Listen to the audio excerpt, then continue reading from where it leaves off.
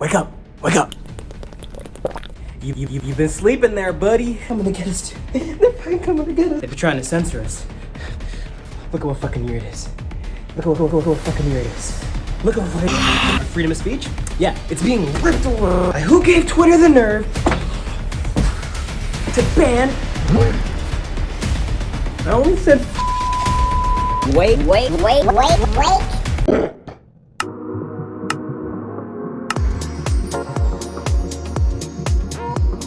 What's up, fam? It's your boy. And it's been a little while, but I'm back with another video essay. Also, thanks for all the love on the performative activism video. Appreciate ya. Anyways, we're gonna be talking about one of the most polarizing concepts in our current political landscape: freedom of speech and censorship. In this humble little video, I'm going to be explaining what freedom of speech means in America, specifically the First Amendment, and how that applies to the general conversation as a whole. Then I'm going to be talking about how that plays into censorship. Then finally, I'll be giving my absolutely objective and infallible opinion on everything.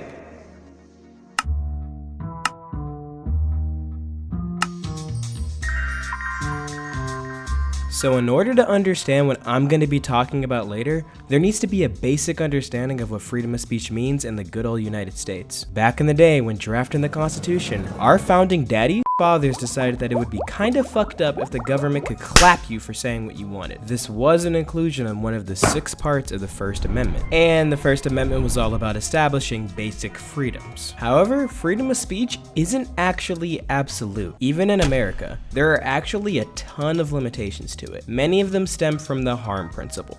This is the concept that the actions of an individual should be limited if those actions are causing harm to someone else. So if I outwardly stated that I plan to kill someone, then that wouldn't be protected speech. The feds could get my ass for saying that shit. There's a lot of other limitations that you can look into, but the one that I'm gonna be specifically focusing on is the fact that freedom of speech does not apply to private companies. If I hopped on YouTube and said some shit that YouTube didn't like, they could legally deplatform me. It being legal doesn't necessarily make it moral, but it's legal. So the way free speech works is pretty clear cut for the most part, right?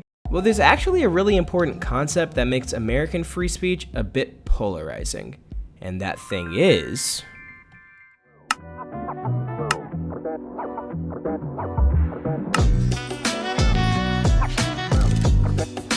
the textbook definition of hate speech is public speech that expresses hate or encourages violence towards a person or group based on something such as race, religion, sex, or sexual orientation. In America, hate speech is actually protected by the First Amendment. The Supreme Court has ruled on multiple different occasions that if whatever the hate speech isn't explicitly conveying violence, then it's protected. However, like I said before, private companies don't have to follow this shit, so most of them don't. American society as a whole has progressed to the point where explicit hate is generally looked down upon. Huge emphasis on explicit. So in order to have access to as many Americans as possible, most companies have very simple protections against hate speech. You can't run into a PF Chang's and call people racial slurs. You'll get kicked out. You can't hop on Twitter and call people racial slurs. You'll get banned. But you can walk up to someone on the street and call them a slur. You might get your ass beat, but you can't get thrown in prison for it. So if the worst that can happen with hate speech is getting kicked out of a PF Chang's or deplatformed, why are we even talking about this? Well...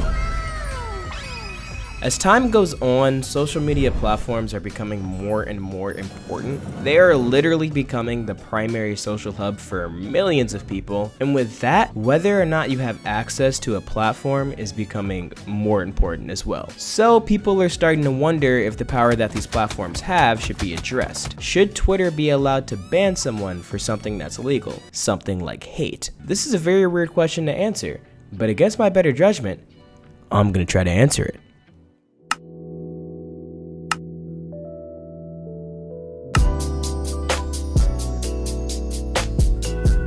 Alright, while I do like American speech laws, I do not think they should be the blueprint for online platforms. Speech online does need, at the very least, a baseline level of regulation. And I don't mean this in a everyone's feelings need to be protected online sort of way. What I mean here is that owners of an online forum should have the freedom to run their site how they want. Without rules, most social platforms wouldn't be able to function as well as they do. And to be completely honest, these platforms' rules are pretty fucking easy to follow, at least least for now. It's kind of weird how powerful they are though, like they just straight up deplatform the president of the United States. Now don't get me wrong, he deserved that shit, but it's crazy that these motherfuckers have the ability to censor the most powerful man on the planet. So while I agree that these platforms should have the ability to ban who they want, I wonder where this power dynamic could lead. Are we currently cascading towards an Aurelian hellscape, or is this not really that big of a deal?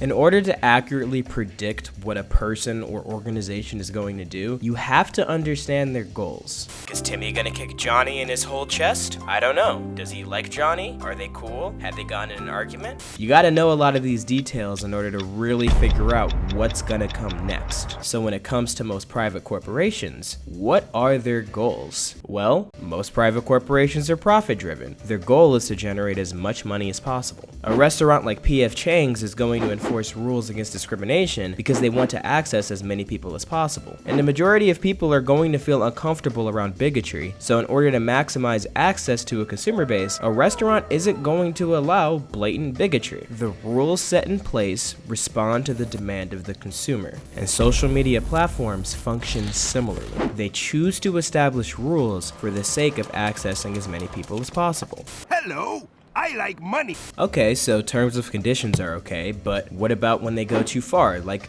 banning the president? Well, in my ever so humble opinion, this was also a money-driven move. Trump was clearly inciting the Capitol insurrection, and the optics of doing nothing were worse than the optics of banning him. This is why all of the other politicians who also played a hand into the insurrection didn't also get banned. No one was focused on them. They were focused on Trump, and the general public responded positively to the Trump ban, so that's as far as it needed to go. So that's as far as it went. I personally believe the banning Trump move was for the bag. So even arguably the biggest case of social media censorship can be explained by the age-old truth that corporations will do whatever it takes to get that bag. Which begs the question, why would social media companies go and try to censor the general public?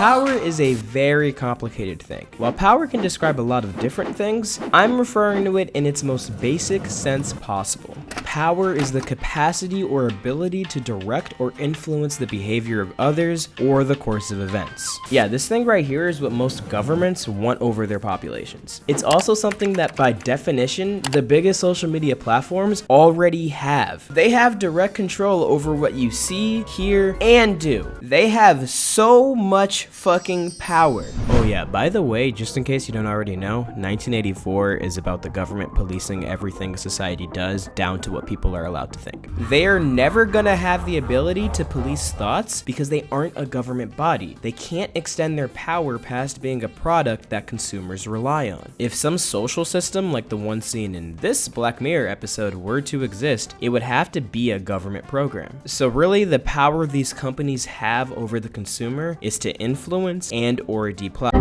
For social media platforms, the consumers are the product, so deplatforming people for anything other than optics or legality would be a special kind of stupid. So really the scarier use of power is what they'll do to influence their users. If a platform has an agenda it wants to push, it's gonna be pretty damn good at pushing it. YouTube wanted to combat election and COVID misinfo, so YouTube went in on election and COVID misinfo. So now the next question is, what agendas are they gonna push? Well, I'd argue they're gonna push whatever agenda is profitable, and often it's not very simple. You'll have a company like YouTube celebrate Pride Month while also ignoring the alt-right pipeline. Companies will support contradictory agendas in different ways in order to maximize the amount of users that they have. And to be completely honest, mass censorship is not gonna be an effective way to maximize profit.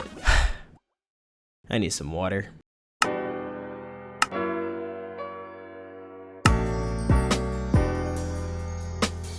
So, in conclusion, I don't think social media companies are gonna cascade us into an Aurelian nightmare. Their power comes from profit, and at the end of the day, the masses have control over that profit. You aren't being forced to share your opinions on these platforms. So I honestly think it would be better to focus on the real scary shit coming out of this. Like the algorithms they use to basically create as much social media addiction as they possibly can. American free speech cannot be the blueprint for any functioning platform, and the arguments for why it should be are flawed. So just try to remember that if someone uses 1984 in an argument about censorship, they probably deserve to be censored.